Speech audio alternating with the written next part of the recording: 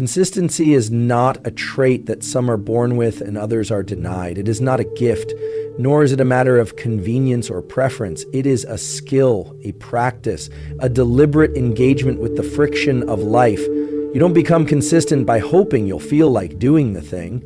You don't become consistent by waiting for motivation to show up, because motivation is a fleeting chemical signal, unreliable, transient, and far too easily manipulated by your environment. If you wait for motivation to move, you'll wait forever. But if you train yourself to move despite the absence of motivation, now you're building something real. When you force yourself to be consistent, what you are really doing is building a relationship between your present self and your future self. Most people live in a negotiation between the two. The present self wants comfort, ease, dopamine now. The future self wants health, success, peace, longevity. And unless you impose order on this dynamic, the present self will almost always win, because it is louder, more impulsive, and chemically reinforced. But here's the truth. The more you listen to the present self's demands for indulgence, the more you weaken your future self. And the weaker your future self becomes, the less capable you are of handling life's inevitable challenges. Forcing yourself to be consistent is not about becoming robotic. It is about mastering the systems in your body that regulate behavior.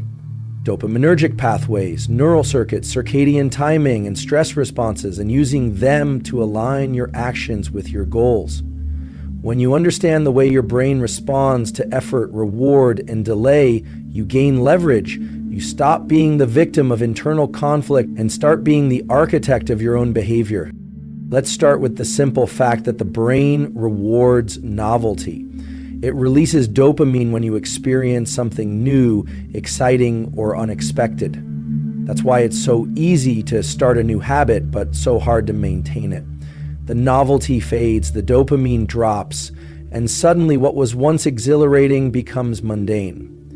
This is the death of consistency. But here's the key. You can train your brain to derive dopamine from the act of consistency itself, not from the outcome, not from the reward, but from the repetition. This is neuroplasticity in action. When you reinforce the pathway that says, I show up no matter what, that pathway becomes stronger, more accessible, more automatic.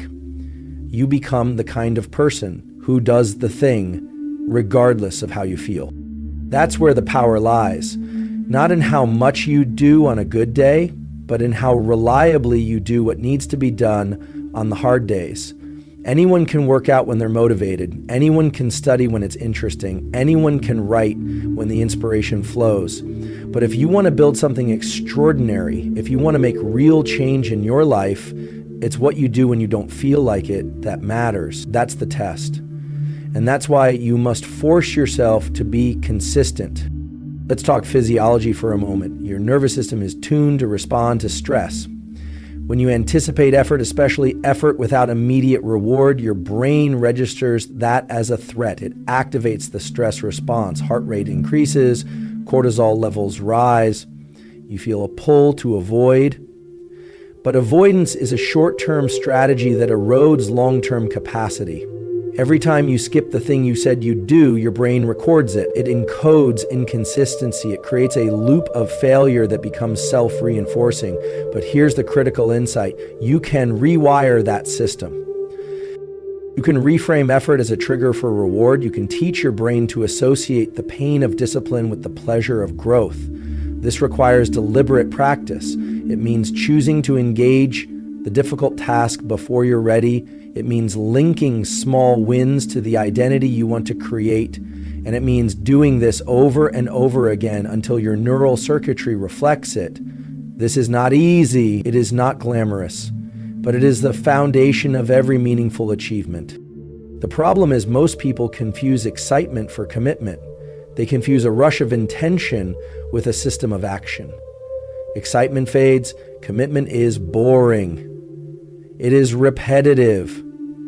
It's the same meal prep, the same wake-up time, the same uncomfortable conversation, the same stretch of silence before the words come, the same walk, the same set, the same grind. And if you're waiting for that to feel exciting, you'll quit. But if you force yourself through the boredom, if you force yourself to stay with it when your brain screams for something easier, that's when something changes.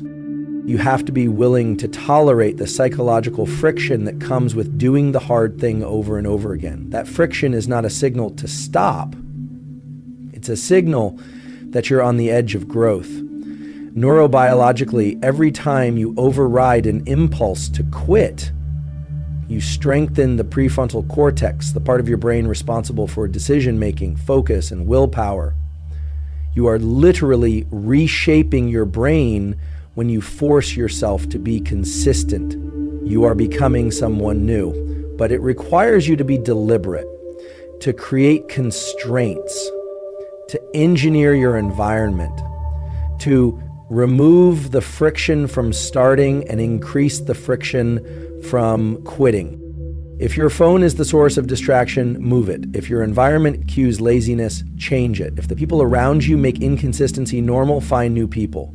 You cannot afford to normalize failure, not when the stakes are your life, your health, your mission. Every day you reinforce a behavior, you're casting a vote for the kind of person you're becoming.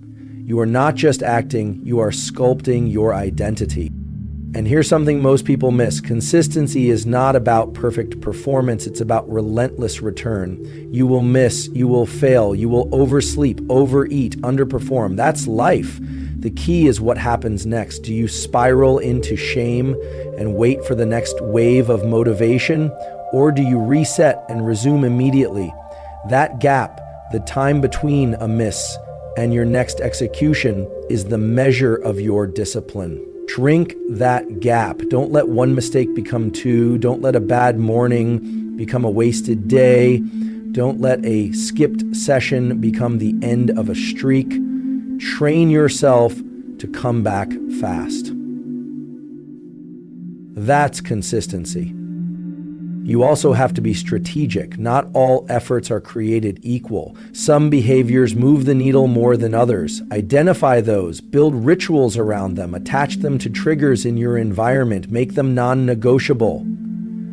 Don't leave your most important actions to chance. Build them into the architecture of your day. Set alarms, use timers, prepare the night before, make it easier to do the right thing and harder to do the wrong one. That's not weakness, that's intelligent design. Willpower is finite, systems are sustainable.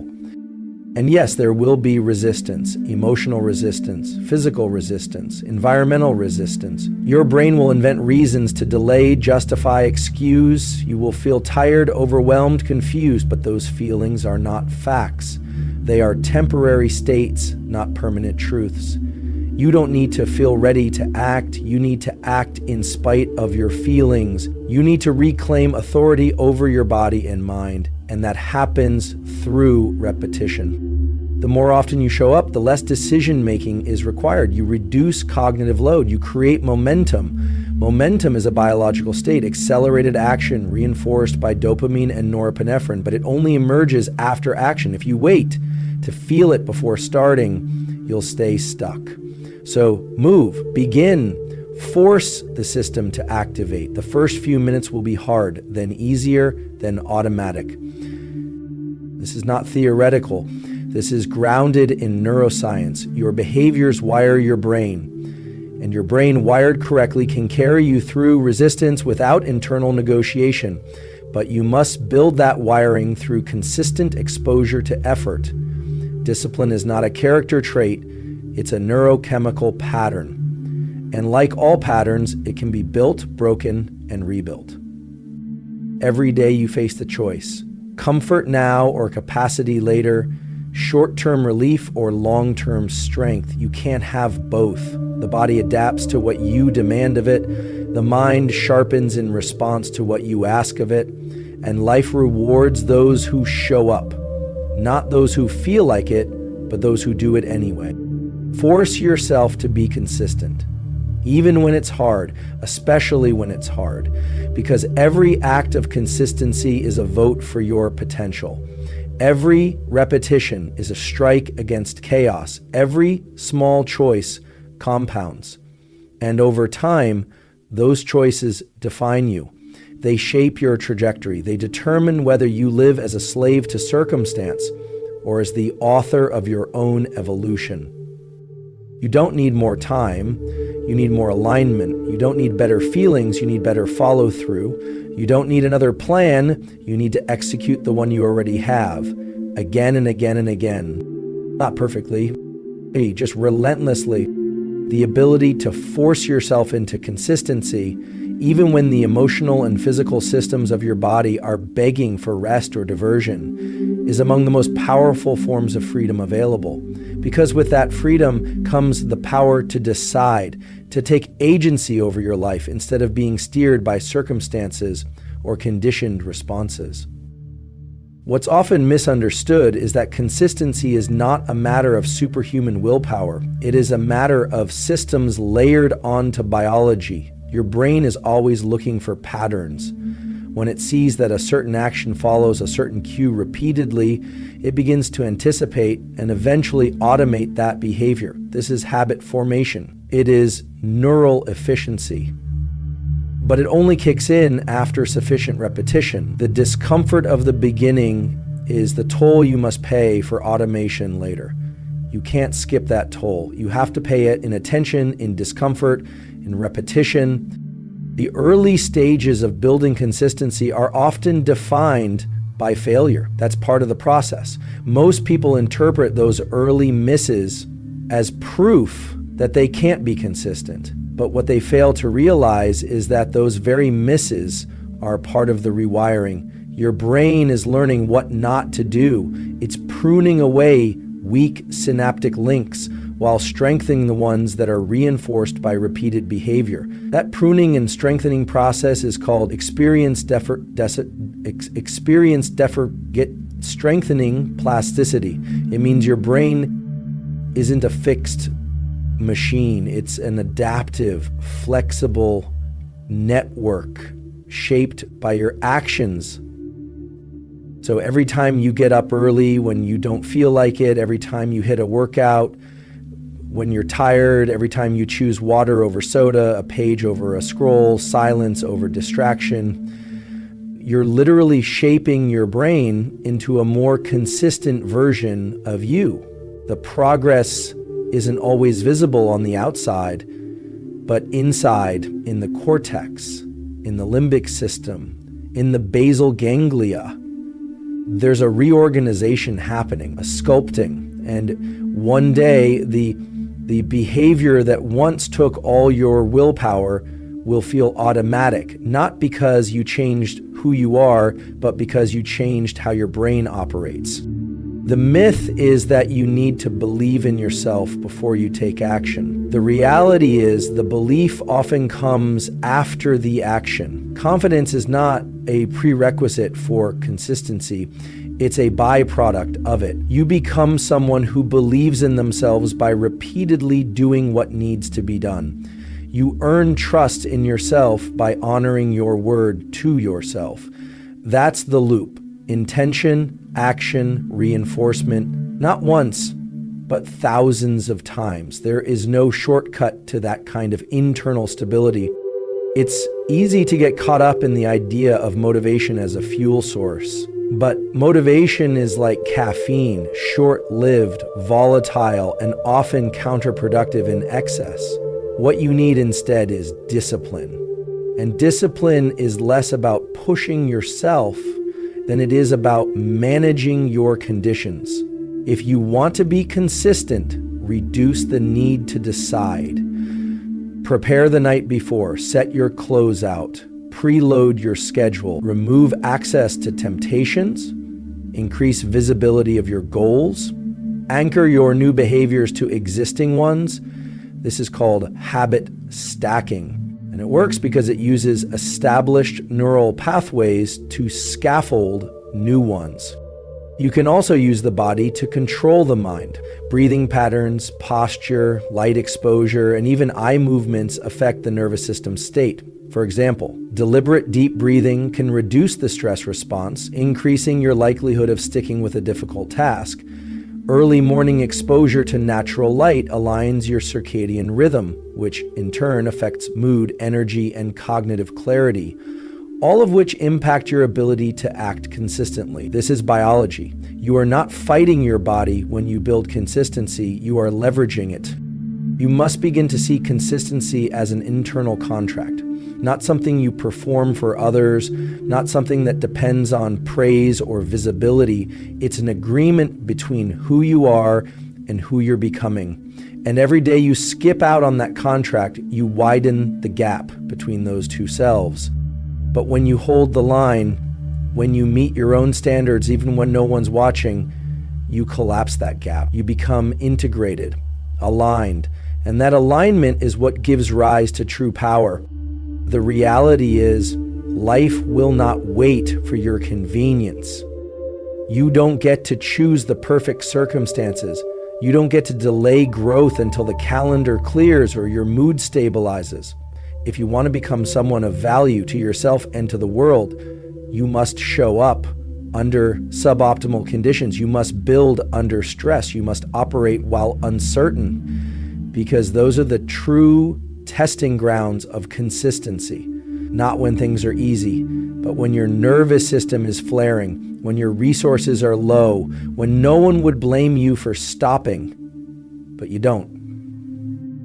And if you really want to reframe the struggle, start seeing difficulty as data. Every time you feel resistance to an action, that's information. It's a signal about where you're weakest, where you need reinforcement. When the gym feels unbearable, that's where growth lives. When the work feels monotonous, that's where mastery is built. When the silence before a task feels too loud, that's where your focus is forged. Use discomfort as a compass. Chase it, not because suffering is virtuous, but because it's often the signal that you're working on the right edge of your potential. Force yourself to build streaks. There's immense power in unbroken chains of effort. The human brain is reward-oriented, and visible streaks tap into that. Keep a calendar, track your sessions, cross off days, see your consistency. Visualize your identity being etched into that chain of unbroken action. Miss a day, start again. But build the habit of never missing twice. Let your floor be higher than most people's ceiling. If your worst day still includes your core behaviors, you've built something nearly unshakable. You must also learn to celebrate the act, not just the outcome. Most people only feel good when the results show, but results are lagging indicators. They come long after the action. If you can learn to associate satisfaction with the completion of the behavior itself, writing the page, making the call, finishing the workout, you'll create a much more sustainable system of reward. This builds intrinsic motivation, the kind that's not dependent on external praise or recognition. This also means guarding your self-talk. The narrative you run inside your head can either drive consistency or destroy it. If every misstep becomes a referendum on your worth, you'll crumble.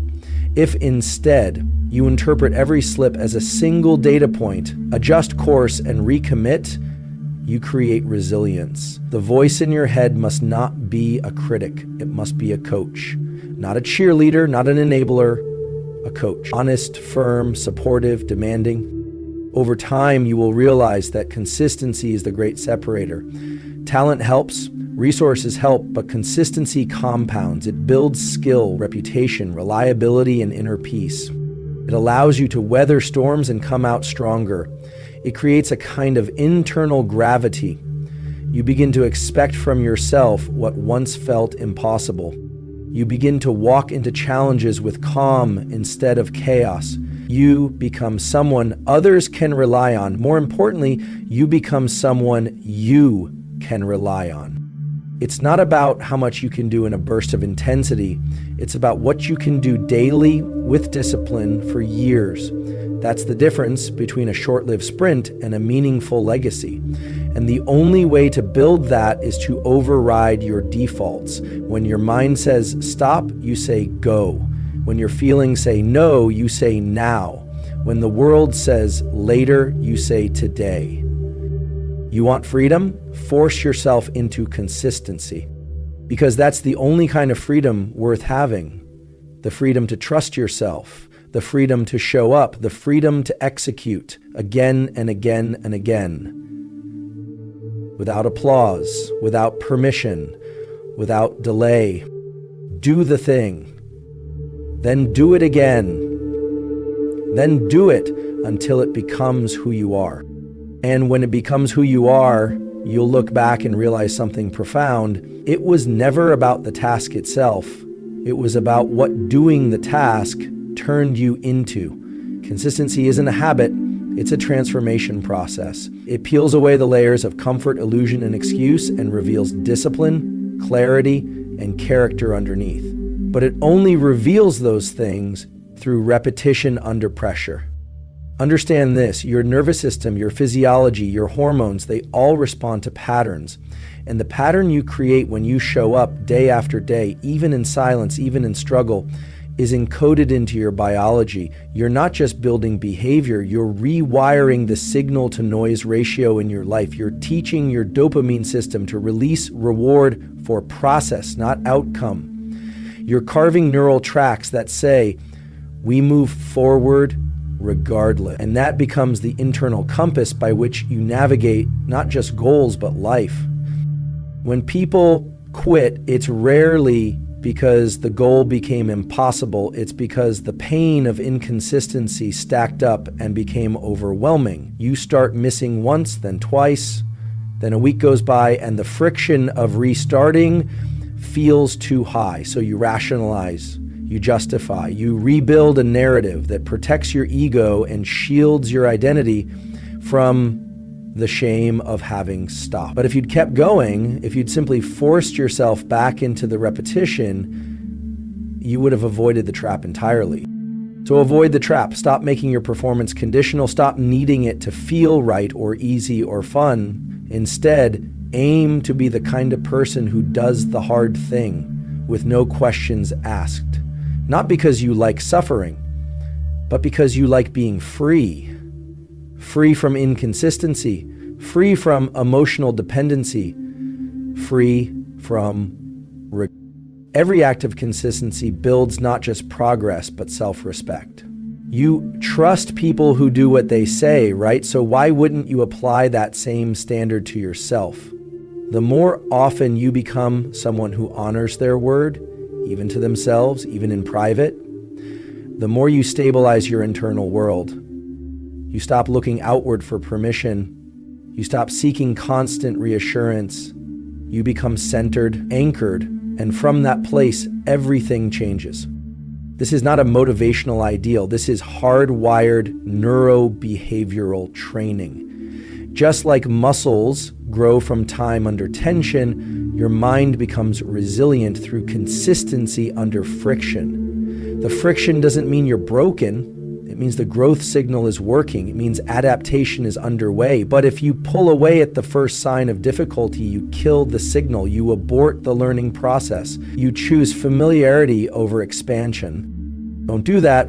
Force yourself to stay in the discomfort. Learn to sit with the urge to stop and do nothing with it. Let the resistance speak and choose anyway. That act of choosing anyway is not small. It is not symbolic, it is everything. That is the rep. That is the rep that builds the mental and physical circuits for real consistency, and it is repeatable. You can do it today and tomorrow and every day until it's not effort, it's identity. And this is where you transcend behavior and start shaping your entire worldview, because once you are consistent with one thing, just one thing, you realize you can be consistent with anything. You prove to yourself that the narrative you had about being lazy, unmotivated, inconsistent, that story isn't real. It was just a story, and now you've replaced it with evidence. And evidence is the most powerful narrative of all. The world doesn't need more people who start things. It needs people who finish, people who continue, people who get up after a bad day and say, let's go again. That's who makes change. That's who builds greatness. Not the ones who did it once, but the ones who kept showing up long after it stopped being new. This is the kind of resilience that leaks into everything. When you force yourself to be consistent in one area, your training, your work, your studies, it starts bleeding into other parts of your life. You stop tolerating chaos. You stop indulging drama. You stop making excuses. You see through the noise. You find focus. You build order. And you do it without asking anyone else to hand it to you. That's power.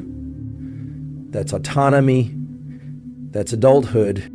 It's not about intensity. Anyone can go hard for a day, but few can stay steady for a year. The magic is in the steadiness, the compound interest of effort, the way small choices accumulate into irreversible change. You want to lose weight? Be consistent with food and training for 180 days, no matter how you feel. You want to build a skill? Practice it every single day, even when it's boring, even when you hate it. You want a better relationship? Show up to it every day with attention and humility, not just when it's easy. The average person changes direction the second results lag behind effort. But the consistent person knows results always lag, so they keep going anyway. They don't need immediate reinforcement. They know progress lives in delay. They don't ask, is this working yet? They ask, am I working yet? Because they've learned that the system is the success, the routine is the victory, the act of showing up is the win.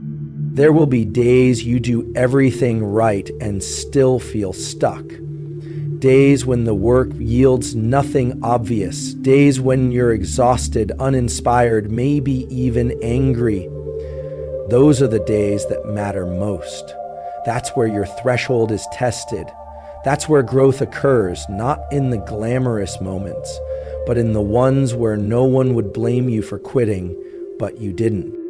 So build anchors, build rituals, build systems that catch you when motivation fails. Build a morning routine that starts your day before the world makes demands. Build evening systems that shut things down with precision. Build guardrails for your goals so you can't veer too far off course. Build checkpoints that hold you accountable even when no one else is watching. This is how consistency is manufactured. Not by luck, not by talent, but by deliberate, repeatable structure. And don't expect it to be perfect. Don't expect linear progress. You will mess up, you will slip, you will wake up late, miss workouts, blow deadlines, fall short.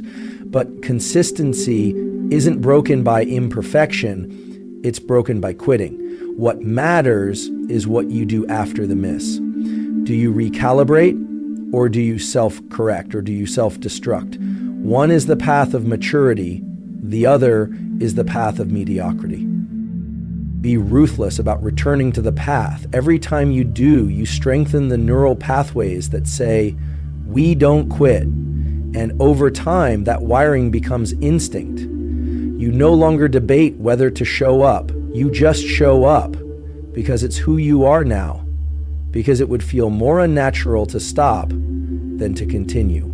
That's the real shift, not when you complete the program or reach the goal, but when the action becomes the norm. When you don't have to think about doing the work, you just do it because the identity has been installed, because the habit has been embodied, because the neurons have been trained, and now you're dangerous. Now you can outlast people. Now you can outperform people, not because you're better, but because you're consistent. You don't burn bright, you burn steady. You don't sprint, you march. You don't fluctuate, you rise slowly, daily. And when people ask how you did it, you won't have a flashy answer, you won't have a secret or a trick. You'll just say, I forced myself to be consistent no matter what. And that will be the truth.